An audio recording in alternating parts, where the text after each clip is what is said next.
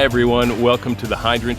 With me today is Sean Savage, and Sean is a music and engineering and audio and geek. I mean, I've never met anyone so passionate about audio and podcasting and AI with what's going on with that. And it's just, I get so much information from him. It's great. He is a mastering engineer. He does podcast post-production. He does Dolby Atmos engineering, syndicated radio host, podcaster. He's all over Clubhouse. I mean, if you pick a room, chances are Sean's in it. He's on-air host and technical producer at 105.9 FM The Region. His own company, AR Media, is the Amplified Radio Network, host of the Amplified Radio Show, the Earshot Daily, the Mix Sessions underground radio shows. And he's a member of the Screen Composers Guild of Canada. And most people would do this the other way around, but Sean is big into all this audio and engineering, and he kind of dabbles in law.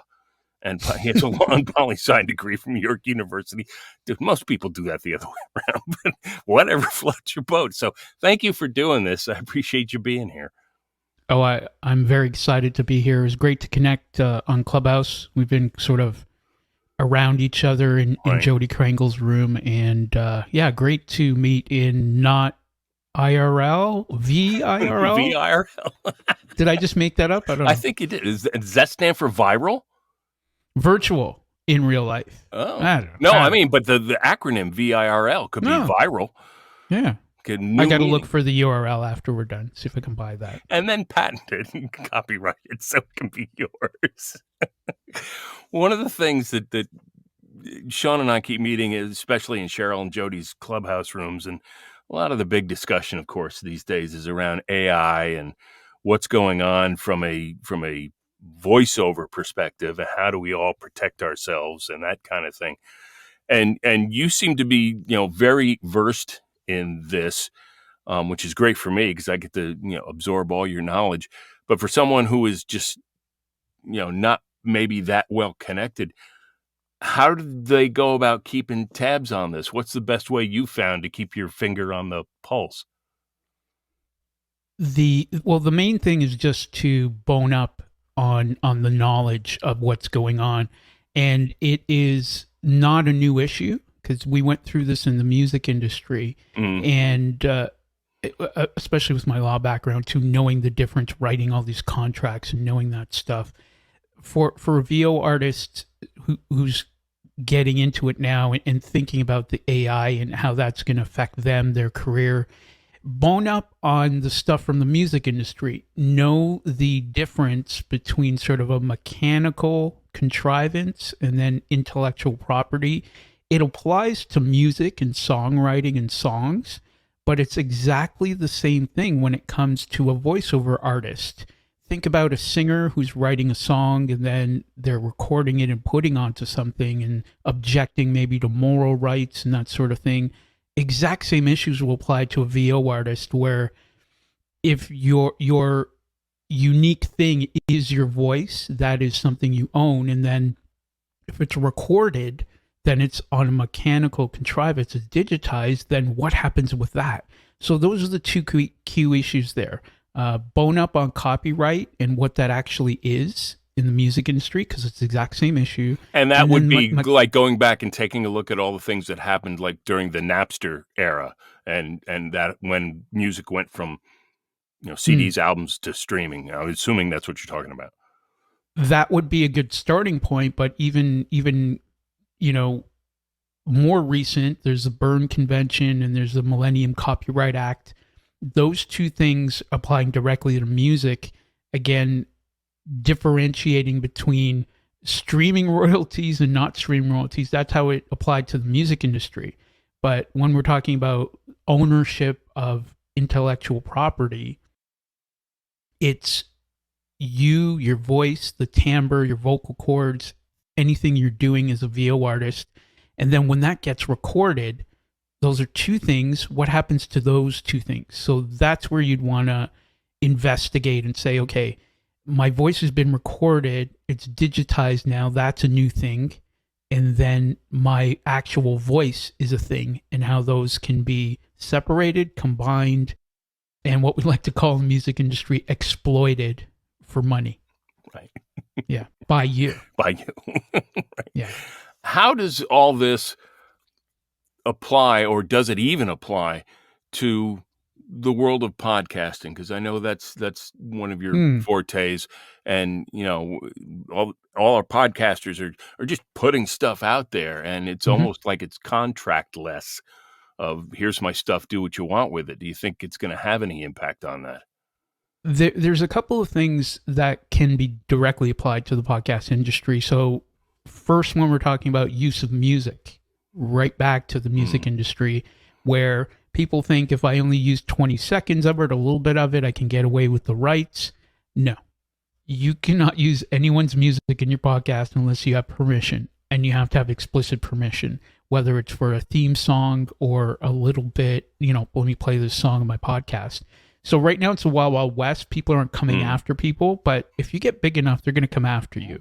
But there's sort of an understanding there right now. And I think as podcasting gets more mainstream than it actually is, that issue may or may not come up. But when we get back to AI, when people are interviewing people who are dead, that becomes an issue too, right? That's a problem. Or an interview that never happened, that Joe Rogan and Steve Jobs. There you go. God. Yeah, like that interview never happened, but somebody put it through AI, and it sounded, reasonable, fairly close. Yeah, it was reasonable.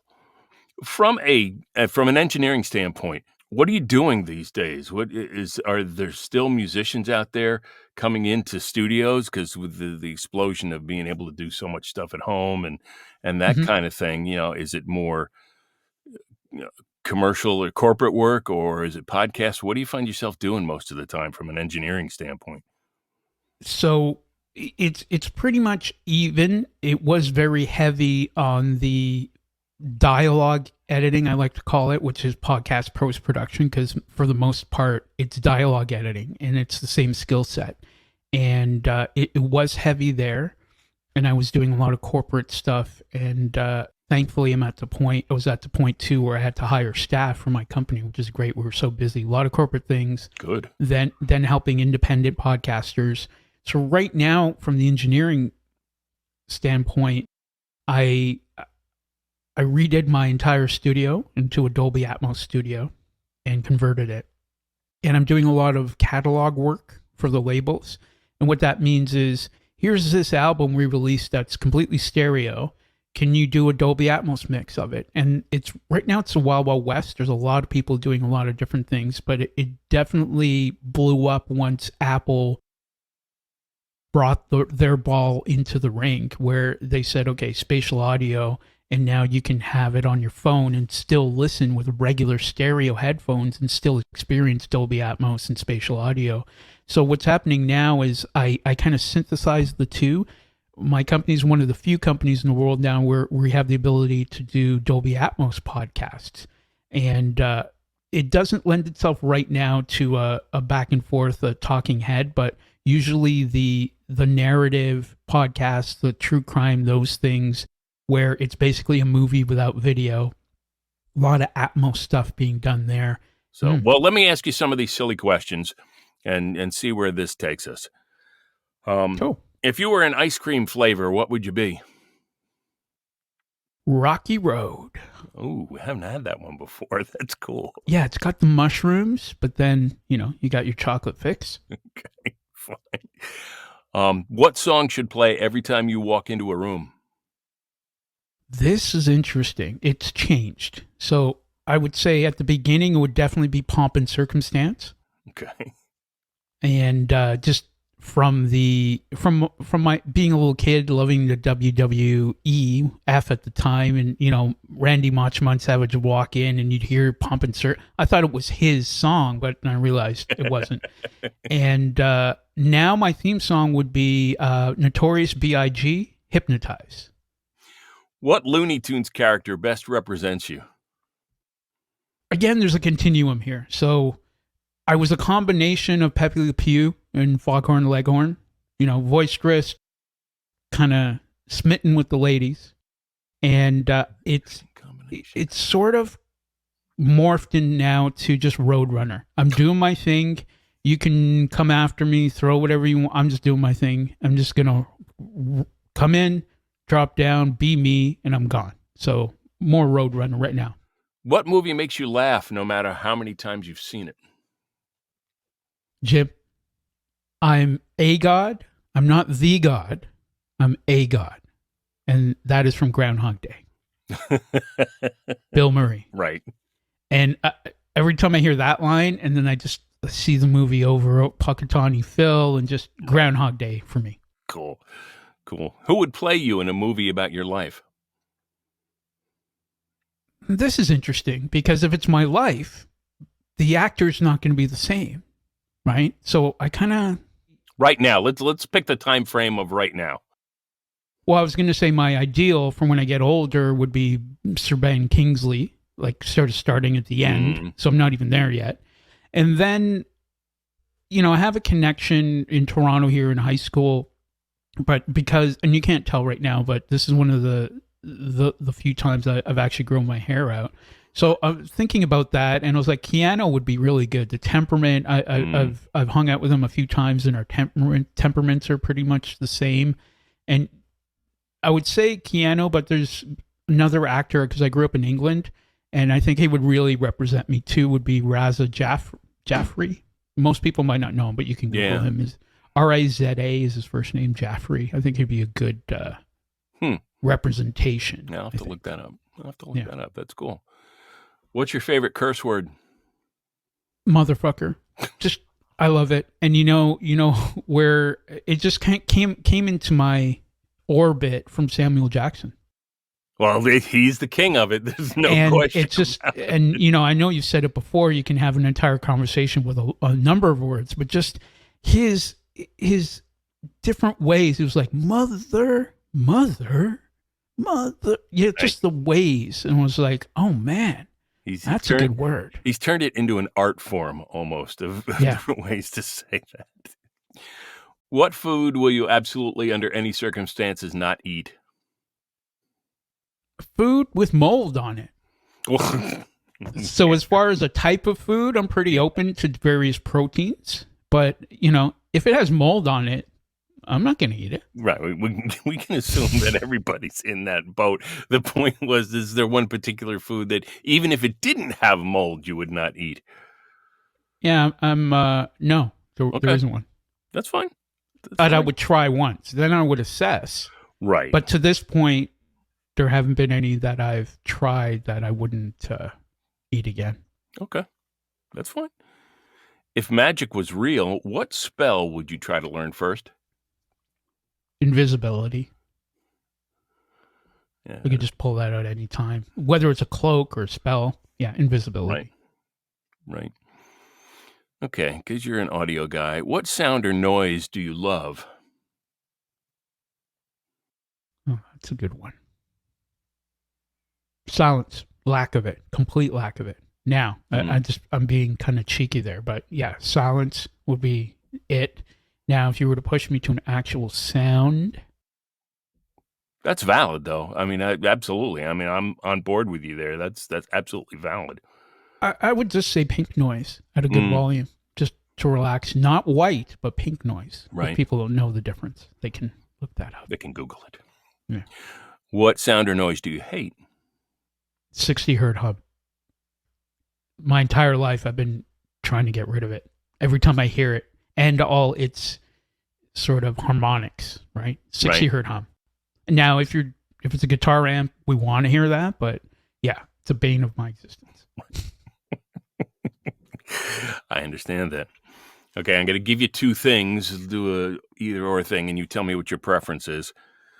Pineapple pizza or candy corn? Pineapple pizza. Even though it's blasphemous, but you're only giving me two choices. Right. But yeah. I understand. I'll go with pineapple pizza. Toilet paper, over or under? Neither. Bidet. That's interesting. We haven't had anyone come up with that. That's I like that. That's cool. Passenger or driver? When I was younger, I definitely wanted to be the driver, but now passenger in the back seat. Bewitched or I Dream of Jeannie? So, I'm of the generation that wasn't there when these two shows were happening in real time, but Right. total latchkey kid. So I watched them both.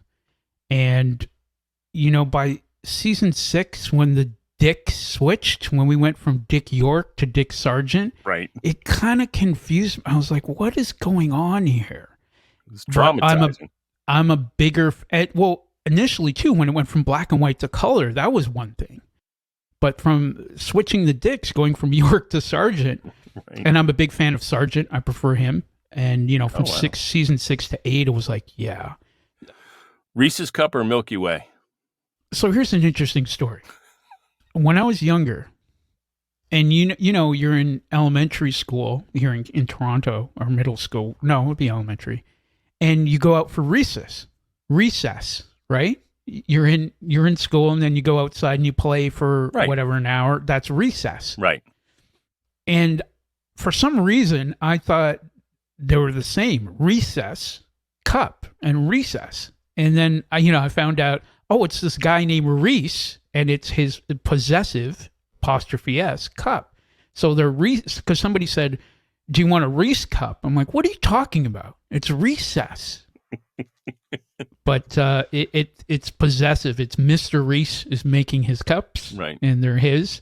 And of the two, I would go with Mr. Reese's cups. But above that all is the Cadbury flake. It just rules everything. Rule, and it has to be imported from England. It can't be the North American version. All right, now we're going to go into would you rather questions. Would you rather lose the ability to read or lose the ability to speak? Speak, because if you can't read, like, how are you going to read a billboard? How are you going to read a menu?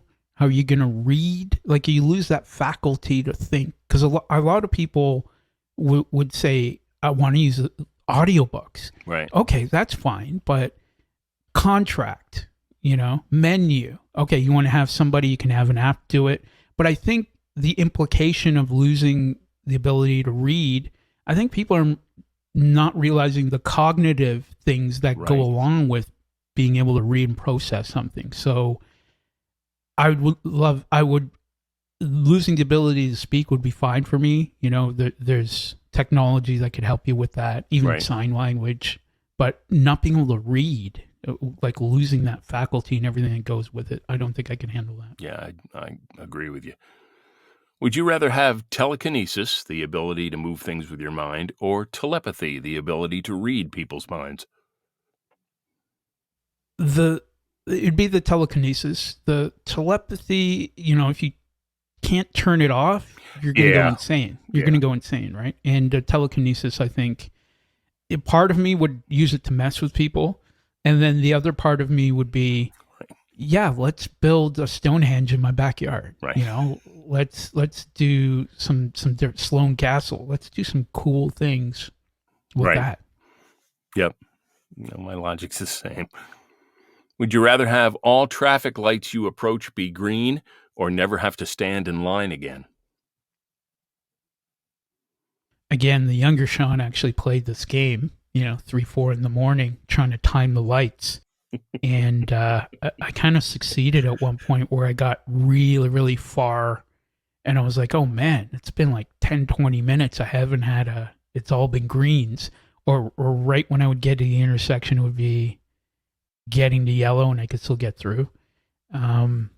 Lines are interesting. Having done security and been managing the lines and then being in the line, especially when you're younger, you have that ego like, oh, I'm in the VIP line. I don't want to walk in. Yeah, I'd go with not waiting in line. Would you rather have whatever you are thinking appear above your head in a bubble for everyone to read, or have everything you do be live streamed for everyone to see? I would definitely have the thought bubble above my head because, when I'm alone, I can think whatever I want. Nobody's going to see it. But depending on the situation I'm in, I could think what I want the other people to see and then be able to kind of steer them where I want it. So definitely the thought bubble, because then people will be, oh, I can see what he's thinking, but they're not realizing, hey, I'm thinking what I want you to see me think. So definitely the thought bubble. You are only the second person to realize the manipulative possibilities of having that bubble over your head. There was one other person that did. It's like, I can control this. We're doing Yeah. is no, I don't want you to see what I'm doing, but I can. Brilliant. Just brilliant. If someone came to you and said, hey, I really want to get into this whole audio game thing. I really like being in the studio and want to start recording things and doing that. What's the first thing you would tell them they should either do or think about doing?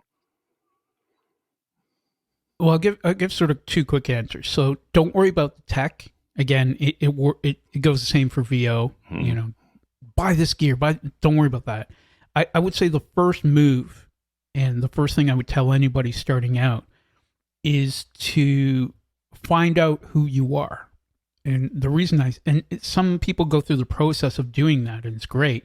But once you know who you are, what lights you up, and this goes for VO, for podcasters, for everything. Once you know who you are as a human being, like you have your identity, that anchor, then you can go out into the world and whatever happens to you, you're still you. So I would say do that. And again, it takes a lifetime, but work on it, because then whether you're doing music or anything else, when you express yourself, you have a point to start from. And the hardest thing that I learned when I was younger is kind of doing what you think people want. Again, different for VO, because they're going to say, hey, I want you to be this character. Great. But as far as art and music and doing that, not having a reference point, not knowing who you are, is the hardest thing. Because if you're emulating or doing, basically be you from the inside out and not from the outside in, if we were to shorten it down. It's interesting because I just finished narrating an audiobook, and it was a business nonfiction book, but that was the primary thrust of that book. Is like, if you want to go down this road of business, that's fine. The first thing you have to do is find out who you are and what you want and what your goals and plans are, and then work with those in mind. Yeah. So that's brilliant. Thanks for doing this. I appreciate it. I'm glad to have you here. Oh, it was fun. Thank you for having me, Jim. Yeah, Appreciate sure. If you want to learn more about Sean, you could just go onto Clubhouse and pick a room. He's probably in it. Or go to seansavage.ca. Yes, he's in Toronto. He's in Canada. And check him out and see what he does. And like I said, you could always run into him on Clubhouse. So thank you all for listening and watching, and we'll see you again next time on The Hydrant.